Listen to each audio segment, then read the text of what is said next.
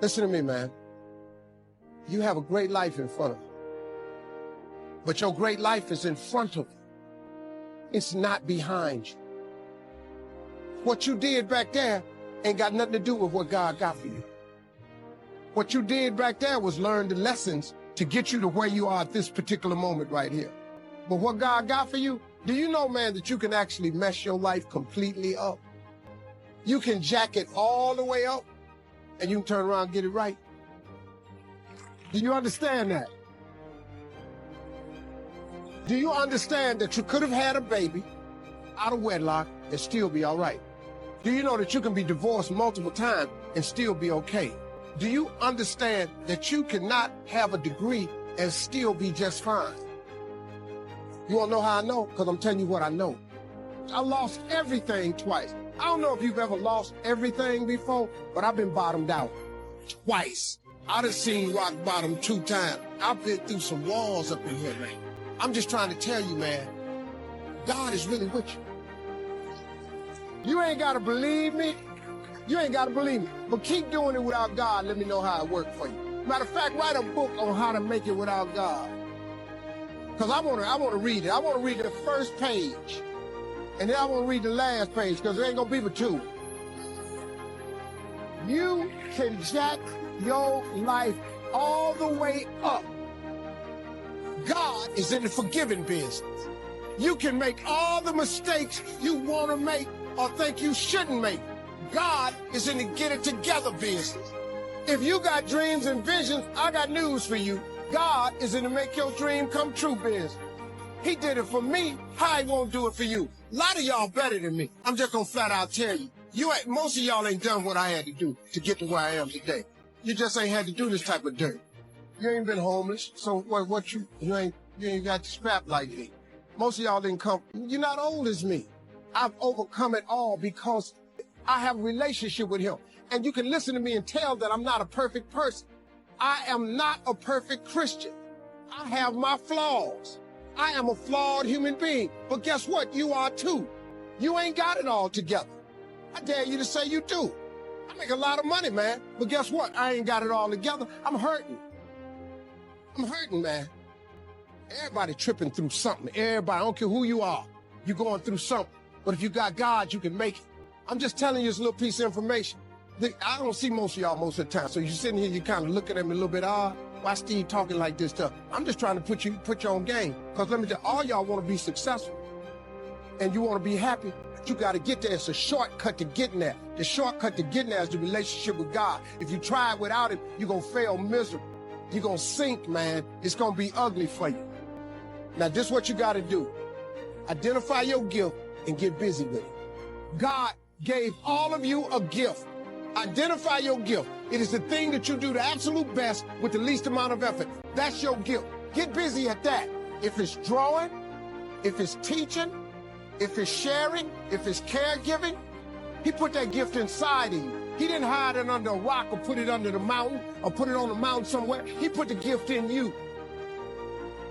And you look at me any kind of way you want to. What I'm just telling you is real. That's how you become successful. Identify your God-given gift, what he gave you at birth. If you do that, God will open up the windows of heaven and pour out a blessing that you won't have room enough to receive.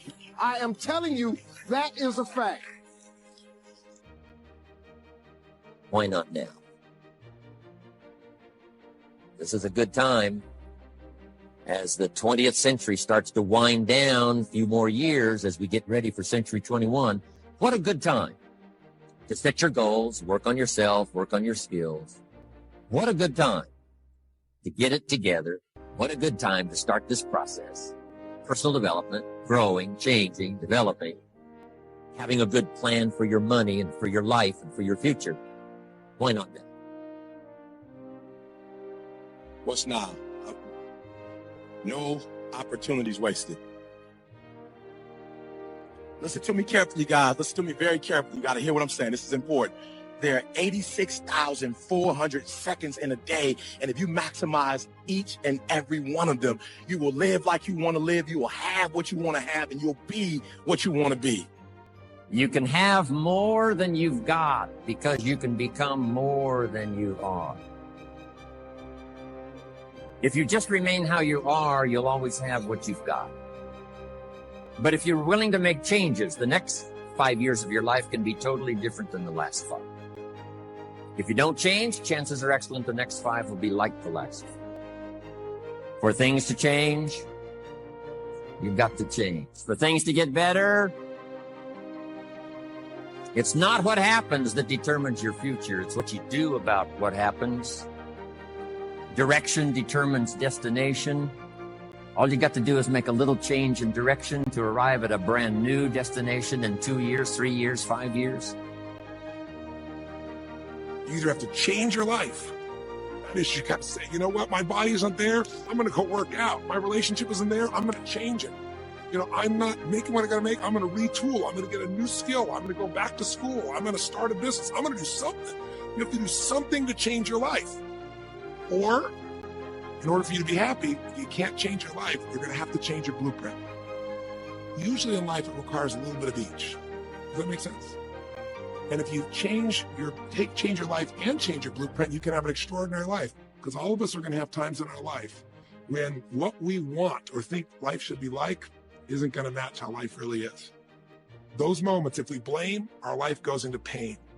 If we change, we can change our life and match our blueprint. The fact that you're not happy has nothing to do with what you have or don't have. The fact that you're not happy is that your life doesn't match the way you think it should be. You have some idea of how you think it should be. Listen to me. There are those of you who what you're doing is if there are 10 opportunities in a day and you're taking advantage of 7 of them and you think you're doing something. Yeah, you got to hear me. You got to hear me. You only have 24 hours in a day, and you've heard me say this time and time again. The way you spend your 24 hours, it determines how you live. If you want the future to change for you, you've got to change. If you don't change, the next 6 years of your life is going to be just like the last 6. You'll still be behind on your bills. You'll still be behind on your promises. No opportunity wasted. Again, no opportunity wasted. If one of us can do it, hey, we all can do it. And now here's my last question. Why not now?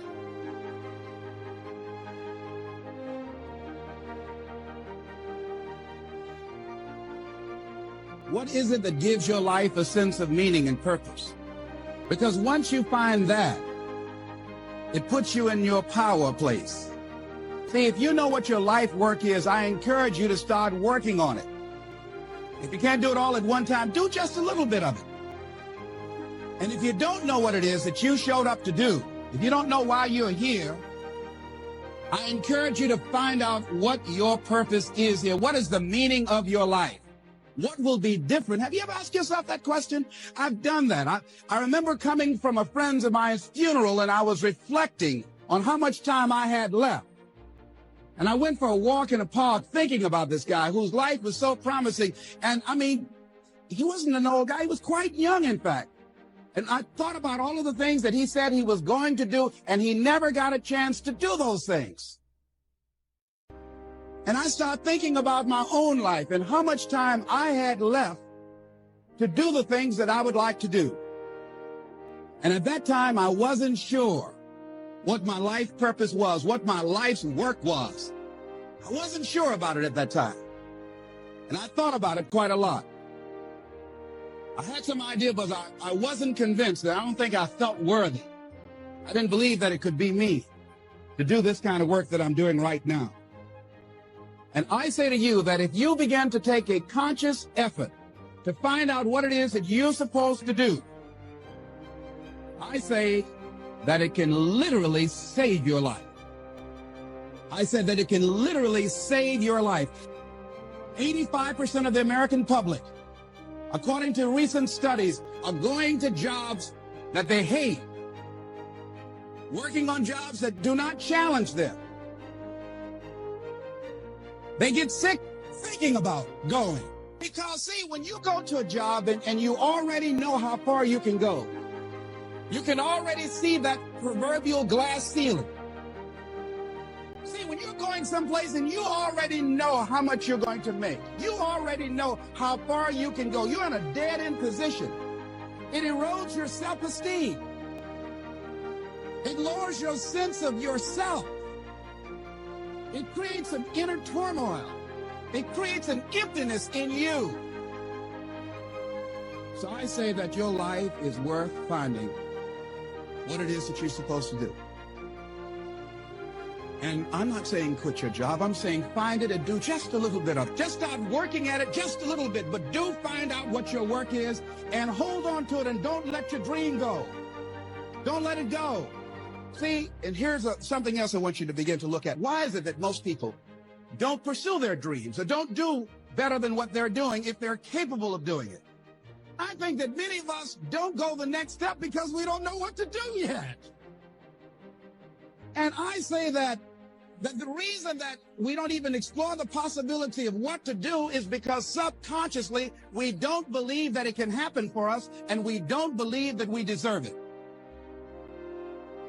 So here's what I'm suggesting. How much time do you spend working on you? How much time do you spend every day working on your dream? In the last 90 days, how many books have you read? In the last year, what new skill or knowledge have you acquired? What kind of investment have you made in you? So I'm saying that as you begin to look at where you want to go, if you want to make it today, and things are changing so fast, you have to literally run to stand still.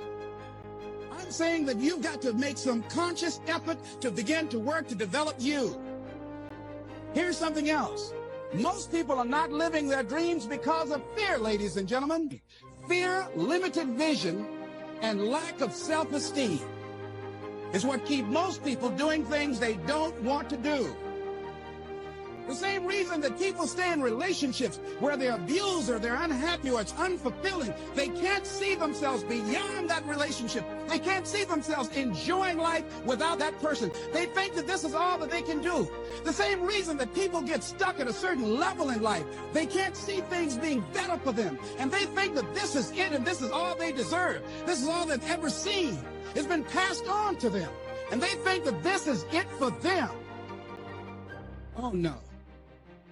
I was looking what Dr. Blanton, Smiley Blanton, who is a colleague of Dr. Norman Vincent Peale, what he said about fear. He said, fear is the most subtle and destructive of all human diseases.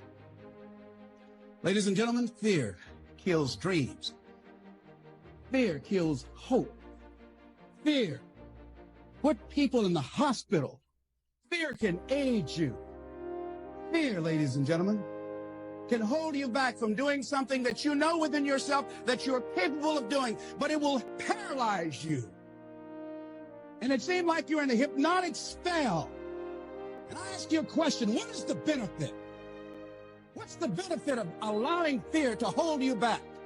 What's the benefit of giving up on yourself, of not stepping out on life and taking life on? What is the benefit for you? What's the plus in that? It's one of the things I had to ask myself. So I didn't want to make any mistakes. I wanted everybody to like me. I wanted to be perfect the first time I did something. It's not going to happen. You're going to make some mistakes. You're going to hurt some folks' feelings. You're going to create some enemies. Whenever you decide that you want to begin to take life on, you've got to ask yourself, how long am I going to allow this to hold me back? I like what Zig Ziglar says. He said, fear is false evidence appearing real. That is an illusion that we create in our mind. It is a state of mind that can be changed. So let's look at how we can begin to take some steps to restructure that fear, to begin to expand our visions of ourselves, to begin to increase our self-esteem. Webster said that self-esteem means confidence and satisfaction in oneself. Look at your life right now. Whatever you've done up to this point in time, your life is working. Whatever you have produced, it came out of you as a result of the kind of person that you have become. It's a result of your choices. It's a result of your consciousness. Now you have to ask yourself, are you satisfied with what you have produced? Is this what you want? Would you like for things to be better than this? Do you believe that you deserve better than this? Or are you content? This is it. You don't have to do anything else. That you've already resigned yourself in life and say, well, I'm happy. I'm not starving like the people in Calcutta. Are you allowing yourself to get off the hook like that? Or do you believe somewhere in the back of your mind or in your heart that there's some other great work for you to do? There's something else that life has for you. And that's why you're here. How do we handle this fear factor? How do we increase our self-esteem? You have to begin to fortify yourself. How do we do that? I believe that you have to begin to consciously monitor your inner conversation and start talking to yourself. Start building yourself up. Sometimes the only good things you will hear about you are the things that you say to you. So I'm saying learn to be your own booster. Start building yourself up. Start encouraging yourself.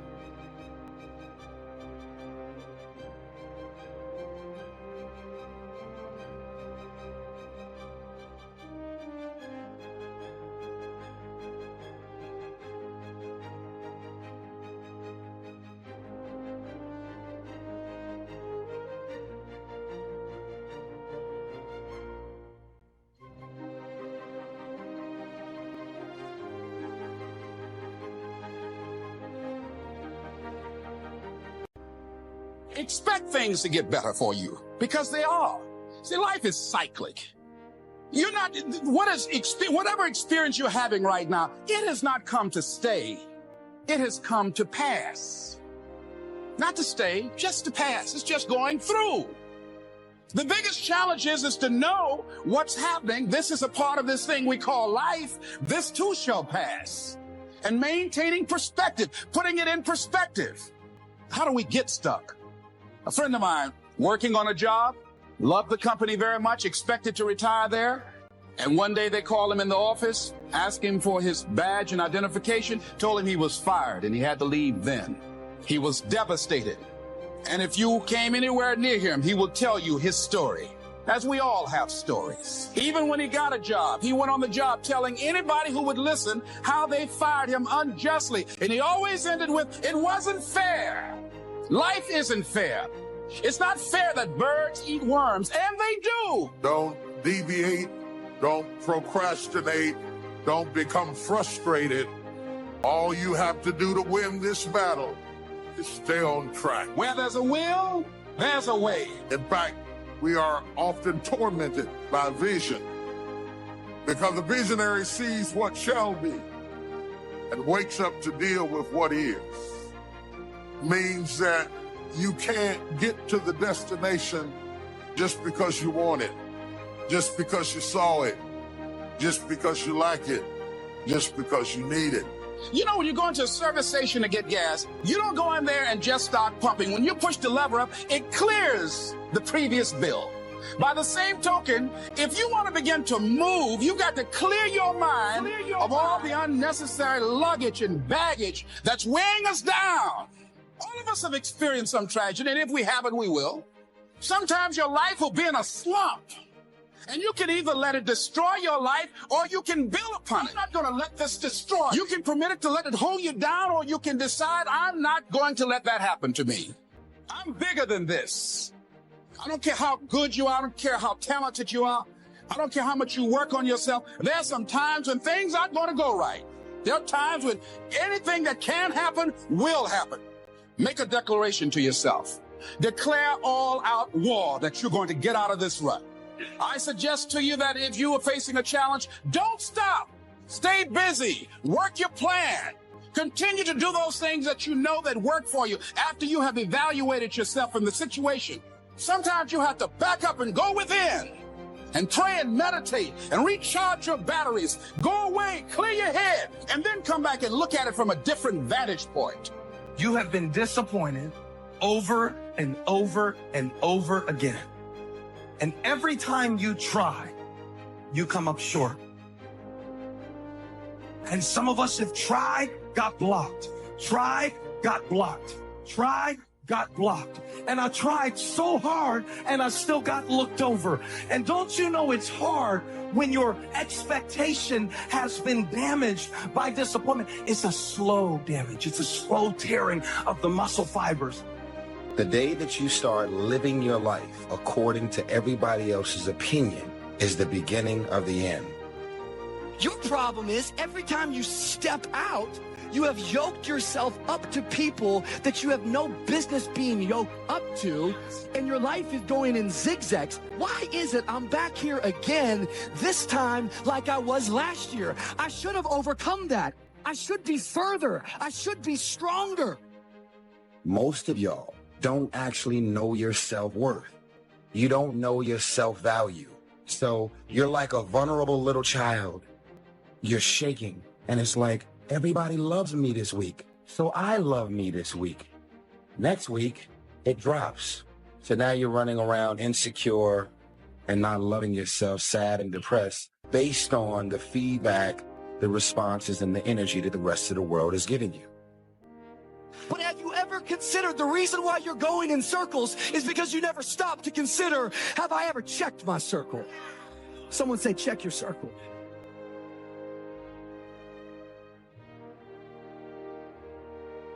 Tough times never last, but tough people do.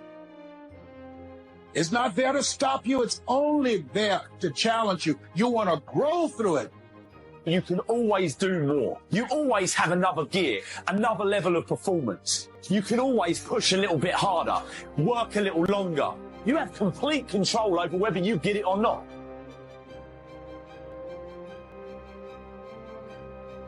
I love me. So the day that you decide to stop loving me, I'm not going to love myself any less. I believe in me. If you stop believing in me, I'm not going to believe in myself any less. If you believe that I'm irrelevant, because you think or believe that about me, it doesn't mean that I'm going to believe it about myself. A person of character doesn't care if you discover their private life. If you are afraid that I may find out about your private life, you have no character. You are a character. The day that you allow the opinions of the outside world to dictate the way you feel about yourself, it is the beginning of the end of you living a blessed and self-loving, secure life.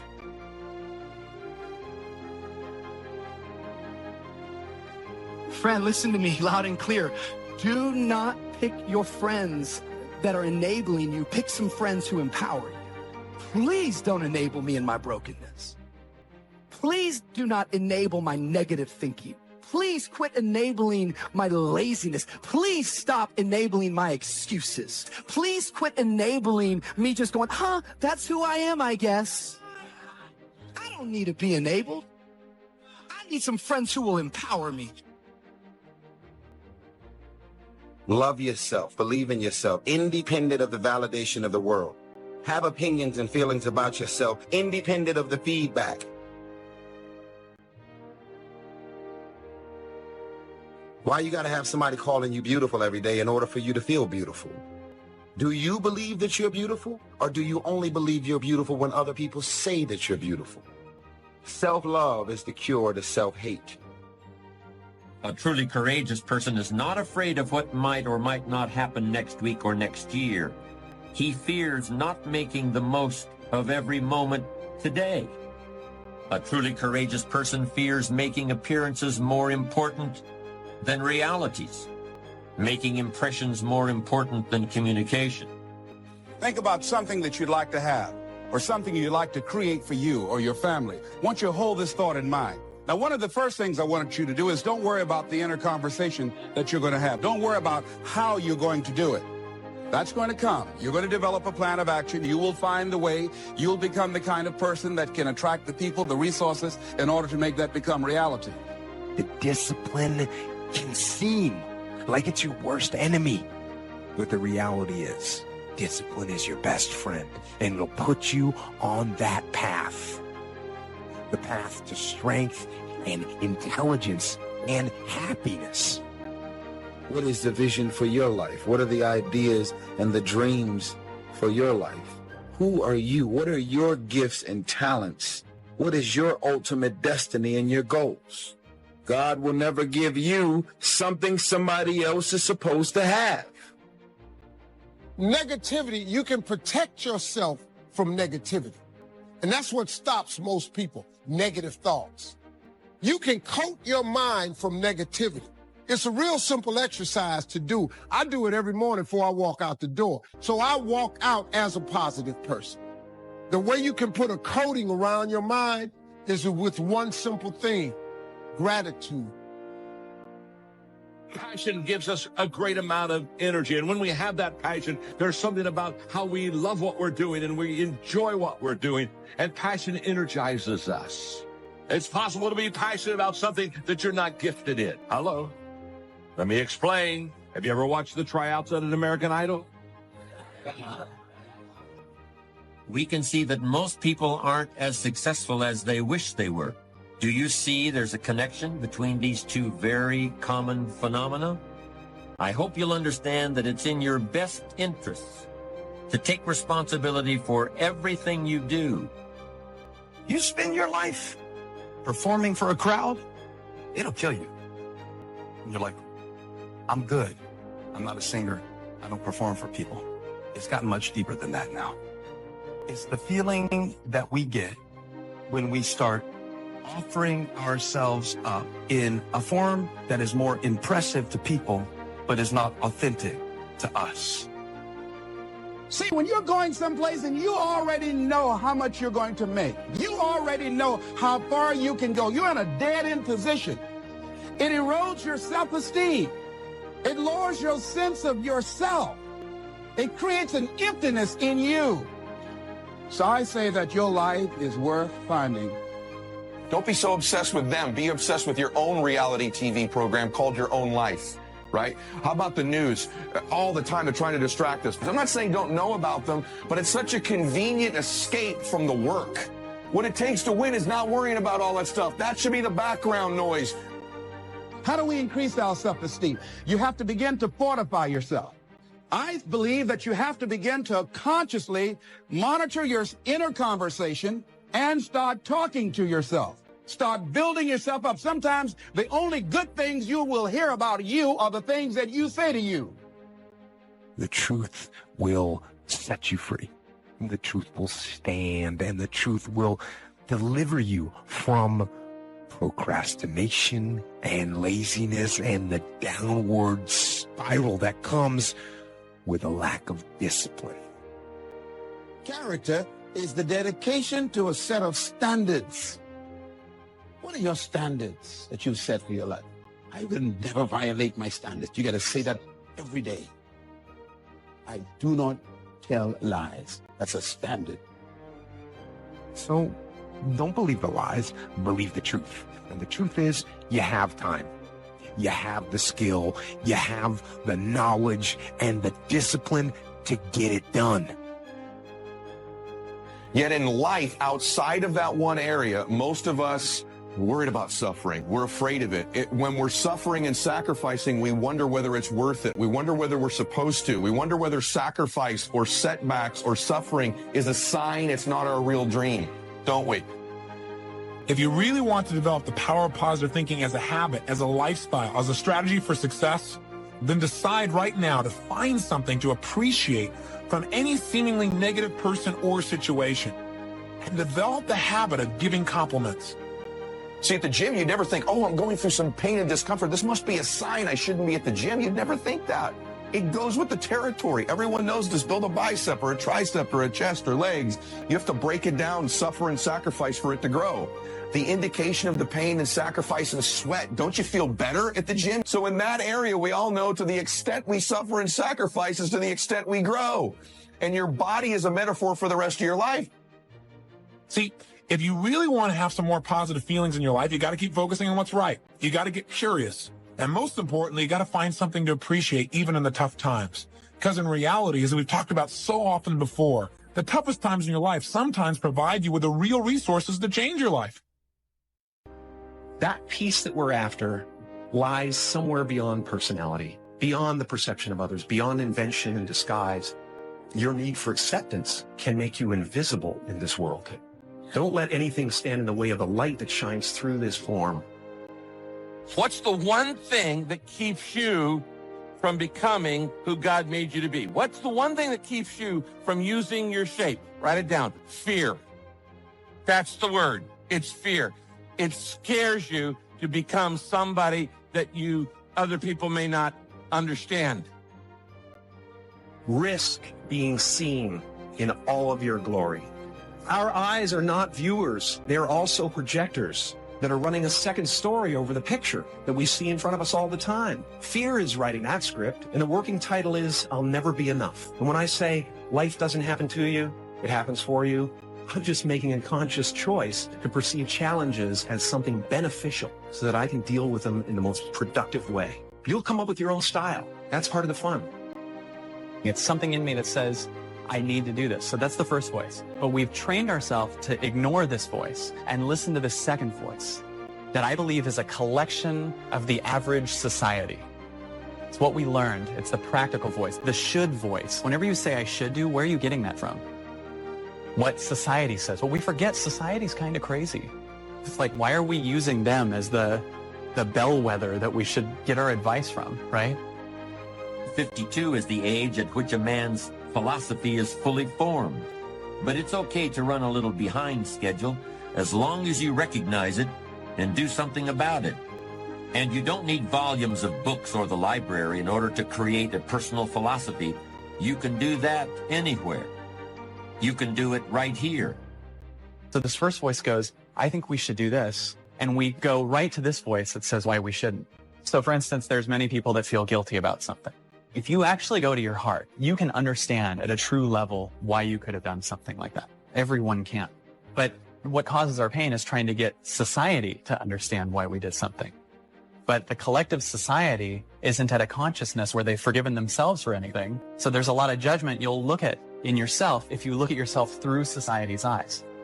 If you make it to the end of this video, I want you to write, self-love is the cure to self-hate. These are the type of qualities that I'm going and have been instilling in my daughter. Nobody wants to be alone. But if you show up empty, as an empty shell, and you're expecting this man to fulfill you, because as soon as he leaves, you're depleted, you're empty, and you have nothing left for yourself again. Never rely or depend on anybody to fulfill your heart. People who are not your children, you are under no obligation to help people. You're not responsible for another adult's happiness, well-being, or welfare. You're not responsible for that, nor should you make yourself responsible for another person. Take that pressure off you. Take a look at the people that are around you. And if they're not on the side of what's good for you, then walk away. Why do we care so much about people who don't care about us? That won't be there in the hard time, and that won't be there when you hit rock bottom, that won't be there in your struggle, that never call you and ask you how you're doing, that never call you and see how your day is going. Why do we care about what they think? Character is that way. That's why a person with character does not live on what's popular. They live on what is principle. The company you keep tells a whole lot about you. Someone say out loud, check your circle. See, the people around us, I don't care what your job is. I don't care how strong you are. I don't care how far down the road of life. The people around you, the more time you spend with them, I don't care who you are, you're going to become like them. That sometimes when you give from your heart, you are empowering people. And when you empower the wrong one who has malicious intent, they got their hand out because they have no power. They're weak, they're broke, they're struggling. Something is going on. And you reach your hand out to them. You let them move into your home. You let them borrow money. You let them use your car. So therefore you are empowering them. They take your hand, and as soon as they get off the ground, that hand becomes a fist, and they proceed to knock you out. If you've got somebody that's dragging, that's going down in a downward spiral, and you decide that you're just going to pour everything into them, well, then you're going to go down that downward spiral as well. And now you're not going to be able to help them. Oftentimes when you think you're helping someone, you're really just enabling them. You got to detach. You got to make sure you're not becoming emotional. You got to make sure that you're seeing the person and the situation for what it really is. Not what you want it to be, but what it really is, who they really are, what they are really doing. Experience is your highest truth, and I don't want you to ignore the truth. I don't want you to disown the experience. There was an open hand from your heart to help somebody get on their feet. And once you took their hand, they took that same hand that you helped them get up with, turned it into a fist, and tried to figure out a way to knock you out.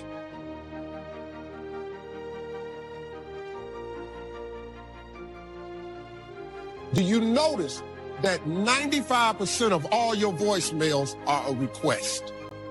Don't you become the 911 in everybody's life. Just stop. Release yourself from the pressure. Now, her number, I would just block her number. I just learned how to block numbers. Did you all know that? It's the greatest. Oh, my God. That's what I gave myself for Christmas. My life's so good right now. Some of y'all right now are in relationships and friendships that you are clearly being used and taken advantage of. They're jealous of who you are and all the things you have, and yet they're using you for these various things. Pay attention to people and who they really are. Don't manipulate your mind to thinking, you know what, maybe I'm just being a negative person. There's this thing called instincts, intuition, and discernment. Pay attention to them. Don't disown them, because you will end up in pain in the end. Here's how you know if someone's your friend. You can tell them bad news, and they'll listen. They won't tell you why, you're stupid and why that bad thing happened to you and how something worse happened to them once and, derail the whole conversation. You can tell them good news, and they'll help you celebrate. And that's a really good way of deciding who you should have around you. We've all been used, we've all been taken advantage of. It doesn't feel good. And when you get used and taken advantage of or manipulated, you're doing everything and operating and coming from your heart. But unfortunately, other people have malicious, evil, and vindictive intentions towards you. And all you have to do is forgive those, but more importantly, learn from it. You find yourself in success. You lose yourself in significance. It's when we begin to add value to others that we begin to lose ourselves, because now the cause is greater. Our why, our purpose, our why is bigger than us. When you find your why, you'll find your way. Everything changes at that time. Because once you find that, it puts you in your power place. See, if you know what your life work is, I encourage you to start working on it. And if you don't know what it is that you showed up to do, I encourage you to find out what your purpose is here. What is the meaning of your life? What will be different? Have you ever asked yourself that question? One of the great distractions of chasing our dreams is this thing that goes off in our head as we're negotiating the price we're paying. Should I keep paying it? Is it getting too high? Is it too much? And you'll have people in your ear, it's too big a sacrifice. You're going through too much. And you begin to negotiate it in your mind. It distracts all your focus. You can't be executing and negotiating simultaneously. You have to have 7 straight days of being absolutely positive. Not one negative thought, not one negative expression that you hold on to. And you know what? After you go about 4, 5, 6 days in a row doing really well, something major negative is going to happen. How's that for some positive programming? But what it is a test to see how committed you really are. If you're in your head negotiating and negotiating and negotiating, you can't execute. So negotiate it now. Negotiate it with me now. What are you willing to pay? For me, when I'm after something big, as long as it's legal, ethical, and moral, I'll sacrifice everything else. But I will not sacrifice anything legal, anything unethical, or anything immoral. A person without character will say one thing, do another, and promise something else. So you never know who you're talking to when you're talking to them. No character. We should not fear failure, for example. Anyone can fail, and virtually everyone does at one time or another. But if we should not fear failure per se, We should fear failure to do our best. Do not cast pearls before swine. A very, very harsh statement, right? But what it means is, if you're offering words of wisdom to someone in the genuine attempt to help, and they treat that with contempt, then shut up. You're demeaning your words by throwing them away. And that we should refuse to accept. You're never just a victim of circumstances. No matter what happens, you're never without options that can get you back on track. It takes courage to recognize that, but I would suggest that we should accept that responsibility because no one is really going to accept it for us. I wanted everybody to like me. I wanted to be perfect the first time I did something. It's not going to happen. You're going to make some mistakes. You're going to hurt some folks' feelings. You're going to create some enemies. Whenever you decide that you want to begin to take life on, you've got to ask yourself, how long am I going to allow this to hold me back? It's about treating people the way you would want to be treated and doing the tasks that you don't necessarily want to do, but that you know will help you. It's about facing your fears so you can conquer them. You're so consumed with everything that's going on in the world. This is the reasons you haven't figured out your own life yet. Every website, every tweet, every Instagram post, with everything that's going on in the world, you're ignoring your own world. You can never shine trying to sit on someone else's sun. You can never figure out who you are if you're consumed in everything that everybody else is and what they're doing and the moves that they're making. Can you get laser obsessively focused almost to its exclusivity, almost, but for an extended period of time towards something you want so badly, you want it like oxygen. It's like you want it like you want to eat. You want it like you want to live, right? Are you extendedly laser focused on it, or do you get distracted easily? We're to find ourselves, isn't it interesting, to lose ourselves. And we lose ourselves when our purpose becomes bigger than us. To find a purpose, how important. But then to take that purpose and place it in a position that has eternal factors involved is to lose yourself and to go to another whole level of life and another level of living. It's here that wisdom provides very real, very practical benefits. It's wisdom that provides a sense of life's value and assurance that all the effort has been worthwhile. There's no question that we must take care of our material needs, but a fulfilled life requires meaning as well as substance. Unfortunately, many people reject what God made them to be, and they spend their entire lives trying to be something they're not, and then they wonder why they're so unhappy and so unfulfilled. You were made to be you, not anybody else. And if you try to be somebody else that you're not shaped to be, you're going to be miserable. People don't do what they know in life, but what they do is they operate within the context of the vision they have of themselves. How to begin to get a larger vision of yourself and how to begin to make this your decade. Because in order to do that, it's going to be very challenging. It's going to require that you begin to see yourself worthy of the requirements in terms of effort, in terms of commitment, in terms of action, or whatever it is that you need to do in order to take your life where you want to take it. Of course, the reality isn't quite that simple. But it's not as simple either as thinking that just because you're older, things are now going in the opposite direction. And that while you used to want to do everything, you should now want to do nothing. No, reality is by no means that simple either. Because you've been through some stuff, and you can help them, give them advice, give them insight over things that they may be struggling with. This is what the love circle is. We spread love. When people write comments and tell their stories, respond to 10 people without you knowing you have signed up to be a part of the love circle. I love you. Tag whoever needs to see this video and make sure you share it. The size of your problem is an indication of the size of your future. The enemy wouldn't be fighting you so hard if he didn't know something amazing was in front of you.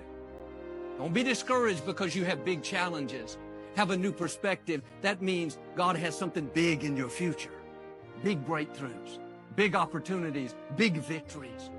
If you could see the promotion on the other side of those problems, if you could see the healing, the favor, the fulfillment, you wouldn't be discouraged. You'd go through that difficulty in faith, praising when you could be complaining, thanking God that He's fighting your battles, knowing that it's all a setup for a new level of your destiny. Every storm that ever hit the planet came. No matter how fierce, no matter how devastating, no matter how many homes were destroyed, they always come. And no matter how severe, no matter how terrible, no matter how many lives were lost, families were lost, it still comes to pass. How many times in your life have you gone through something you thought you wasn't going to make it? Where are my real people at this morning? I'm never going to make it out of this. This is too much. I can't handle it. I can't take it. And half of the stuff that broke my heart and almost drove me crazy, I can't even remember. It's in my rear view mirror. But in that moment when that storm hits, can I be steady in the storm? I've had some tough storms. And I learned that what I have to do is be steady in the storms. Can I talk to you this morning? Stop wishing for other people's stuff because you don't understand all the things they have to put into it to be ready to handle it. If your perspective doesn't change, you will misunderstand that God allowed the storm to give you an experience that nobody else ever got to have. You want an uncanny anointing? Go through an uncanny storm. You want an uncanny influence? Endure an uncanny storm. You don't get this by wishing for it. You get it after you've suffered a while. There are no shortcuts to the storm. Oh, do you hear what I'm talking to you about? And this is not a time to faint. And this is not a time to give up. And this is not a time to die. No matter what happens to you, it ain't over. The only one that can stop you is you. If you let your mistakes define you, if you wear labels that people stick on you, that will keep you from your destiny. And when someone keeps bringing up your past mistakes, trying to get you to live condemned, you can't stop them from putting labels on you, but you can take them right off. My mistakes are behind me. My failures are in my yesterday. And you know what? I'm not bringing them into today. Leave the past and move forward. You're going to have to put that where it belongs. You know, we all have a past, but we don't need to live there anymore. When people can walk away from you, let them walk. When people can walk away from you, let them walk. I don't want you to try to talk another person into staying with you, loving you, calling you, caring about you, coming to see you, staying attached to you. I mean, hang up the phone. When people can walk away from you, let them walk. Because your destiny is not tied to the person who left. I just want to tell you, don't let this chapter that you're going through make you in your story. Don't let depression lie to you and tell you that you're not enough, that tells you that there's no more better days, that tells you that your best days are behind you, that tells you you're a nobody, that tells you that you're better off dead. Don't let it lie to you because it's been lying to you so long that you're starting to believe that's true. You're starting to live that out. Bad decisions, hasty decisions, too fast. And it affects the next 20 years of your life because you made the wrong decision. If you'd have just waited, got all your information together, settled yourself, you'd have been better. What makes us make these fast decisions? Fear? It takes discipline to face your fears so you can conquer them. And that's what discipline is. Discipline means taking the hard road, the uphill road, and do what's right. And regret, in and of itself, it's worthless. So learn and move on. And they just kind of hope that if they're at the right place at the right time, something wonderful will happen to them. Everything worthwhile is uphill. All the way, all the way. Not partially uphill. And the challenge that we all have is we don't mind climbing uphill for 3 or 4 days, as long as we can coast for a couple. Most of us who are human have to deal with regret from time to time. I'm sure you can agree. Maybe regret because of a poor decision we made. You know, things that I wish I had done differently in my life or in my ministry. Of course, who wouldn't want to take another go at something and improve on the first try by doing it again?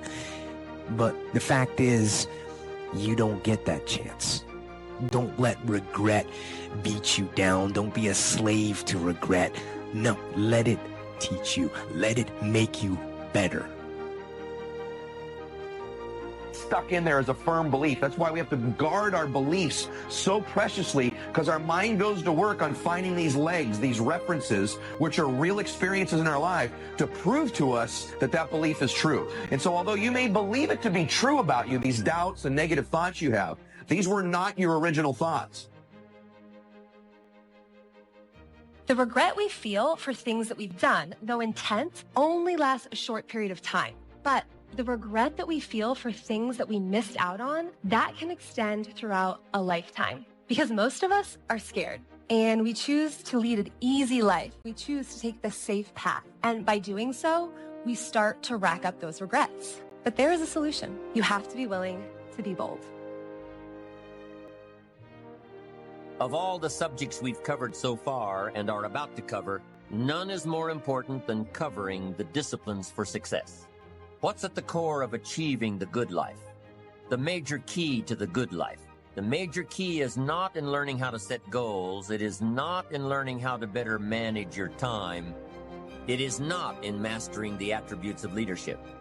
Every day in 1,000 different ways, we are trying to improve ourselves by learning how to do things. But for this whole process to work for us, we must first master the art of discipline, self-discipline, consistent self-discipline. It takes consistent self-discipline to master the art of setting goals, to master the art of time management, to master the art of leadership, to master the art of parenting and relationships. If we don't make consistent self-discipline part of our daily lives, the results we seek will be sporadic and elusive. It takes a consistent effort to truly manage our valuable time, or we'll be consistently frustrated. Our time will be eaten up by others whose demands are stronger than our own.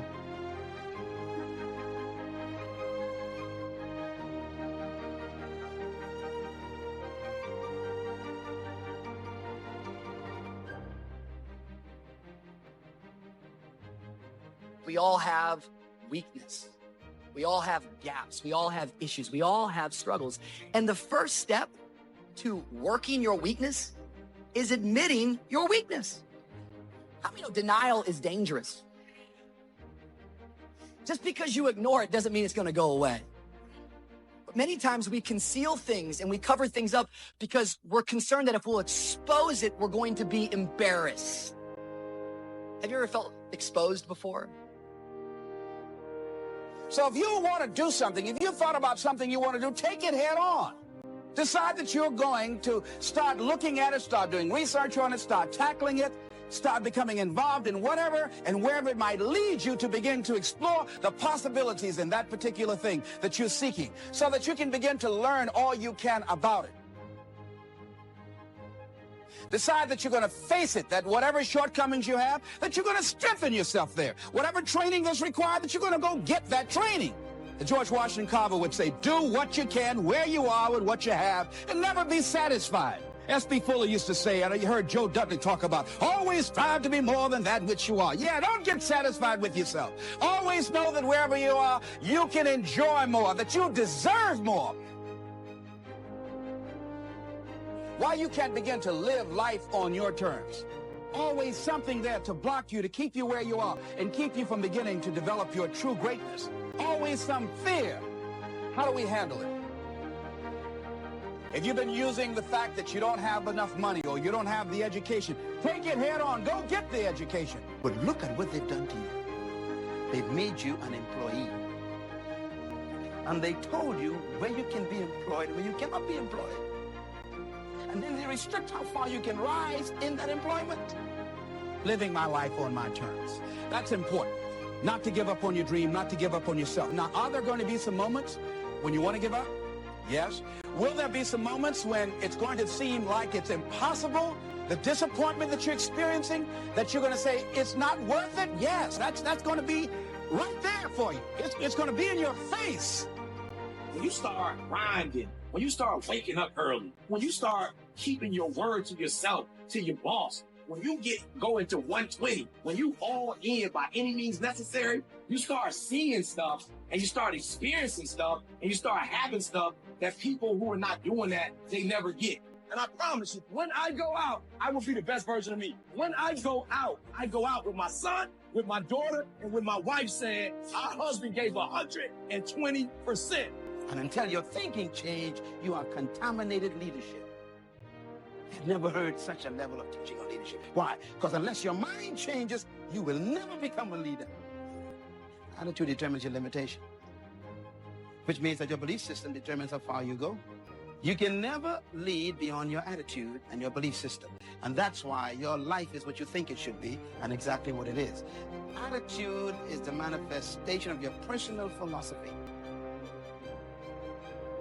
So you got to decide, wait. Even if things don't work out, even if I experience defeat or failure, that does not make me a failure. It's a difference between failing and being a failure. If things don't work out, if you don't produce the results you want, that's all. But don't confuse who you are with the results that you produce. Be transformed by changing the way you think, because my thoughts control my life. Your feelings don't shape your life. Your beliefs do. And it doesn't even have to be true. If you believe it, it's going to shape your life. And a lot of you were taught things as a kid about you that just weren't true. And years later, you're still acting on false information. The process of building self-confidence is actually very easy, believe it or not. Self-confidence is self-trust. Self-confidence is building a reputation with yourself, that you keep your word to you, that you keep the promises you make to you. Somebody with self-confidence has a reputation with themselves that I do the things I say I'm going to do. Build your self-confidence, and the greater and greater your self-confidence get, it minimizes the impact self-doubt has on us. It's important because you have to understand one thing about the doubts and the negative thoughts you have about yourself. These are not your thoughts. You weren't born doubting. You weren't born discouraged. You weren't born thinking negative things about yourself. True leadership is self-discovery. True leadership begins with an individual discovering something about themselves. That's when it really begins. And you will never become a true leader until you are introduced to yourself.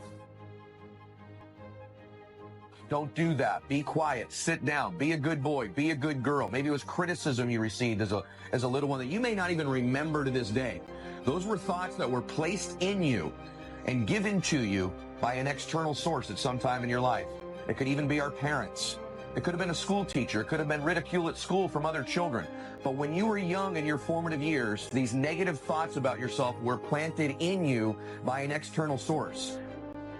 When I meet someone who's not self-confident, I know this is someone who has consistently made promises to themselves they've not kept. They've started a diet and done it for a while, but not kept it. And so they have a process and a habit in their life, more often than not, of not keeping the promises they don't make to other people. They don't keep the promises they make to themselves.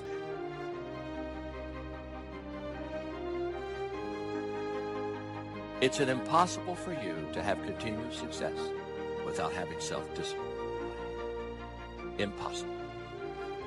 And my greatest challenge as a leader is your greatest challenge as a leader. And that is, every day, keeping people climbing. Because they don't want to climb. They want to coast to success.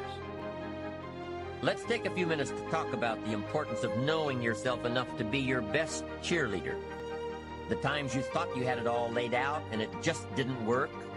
The times when you burned the midnight oil day after day and it didn't seem to help. These are the times that you have to rely on your own self-encouragement. Take responsibility for the missed opportunity or the misrepresentation. Be prepared for the letdowns that happen every so often. Know that this lost opportunity just sets you up better for the next one. Study your mistakes and learn from them. Don't dwell on the mistakes. Learn from them. Encourage yourself that you're smarter than your bank account leads you to believe. Remind yourself that you're bound to get better. Don't get down on yourself. Don't beat yourself up. You can do it better next time. You just have to practice. Keep trying. Keep trying until you've got it down. If you figured out what it was in your presentation that didn't work, don't say that next time. Don't beat yourself for messing up. Pat yourself on the back for figuring it out. You need to pump yourself up. You need to be your own cheerleader, because you can't wait and hope that someone else will come along and cheer you up. Tell you that you'll do better next time. You have to rely on yourself. You have to have the inner belief that everything you're doing for a positive outcome in the future. Encourage yourself with your goals, your dreams, your ambition. Knowing that you've got a plan. Knowing that you're going to do it until. There's an old cowboy saying, fall off a horse 7 times, and you're a real cowboy. If you fall off track, get right back on. If you fall out of habit, get back into the habit. If you fall off the horse, get back on. It may be hard, it may be a bit frightening, but get back on. We must all suffer one of 2 pains, the pain of discipline or the pain of regret. Discipline weighs ounces, regret weighs tons. It's much easier to be disciplined and have the money than to try to rationalize why you don't. Don't wish for less problems, wish for more skills. Don't wish for less challenge, wish for more wisdom. Develop yourself to the point that you can truly and totally rely on yourself. Too much of anything is a bad thing. Life without balance results in an unbalanced life. Eating an apple a day is good. Eating only apples is bad. Working hard, burning the midnight oil, doing it until is good. Working nonstop, never spending quality time with the people you love, never taking a break year after year is bad. It doesn't work that way. You've got to stop and ponder where you've been and where you're going. After all, if you're always working, you must be successful. No, it doesn't work that way. For workaholics, there's never enough work. The only satisfaction is fighting off sleep, denying life's pleasures, getting more tasks done.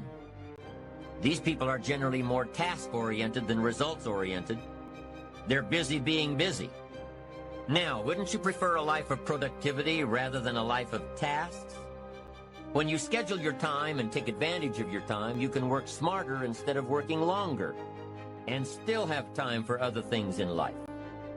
I will look for new ways to work smarter by focusing on doing more per hour instead of doing more hours. Too much of anything, even good things, will sooner or later throw you off track. Ambitious people don't see each step toward their goals as a singular step. With everything they do and with every discipline they adhere to, they see it all as part of a chain. Every action and every discipline today is a link in the chain. Every action and every discipline tomorrow is a link. When you can see that every link in the chain will eventually lead you to the things you want most out of life, then you won't grow discouraged or fearful or impatient with today. Part of this visual chain thinking is built when you decide on your direction, when you can see where you're going to end up before you get there. Your plans and goals are your visual chain, knowing where you're going before you get there. Not one professional team in the world begins a game without a complete strategy. But few of us take the time to map out a strategy for our lives.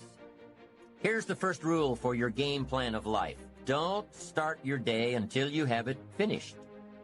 Don't start your day until you have it planned. And do this every day. Once you've mastered the art of planning your day, you're ready for the next level. Don't start your week until you have it finished. Just imagine what life would be like if you took time out of every Sunday to plan your week. Come Friday, you won't be saying, boy, did this week fly by. No, if you plan your week before you start it, you'll know exactly what you want to do, what you need to work on. Your days will be better, more effective.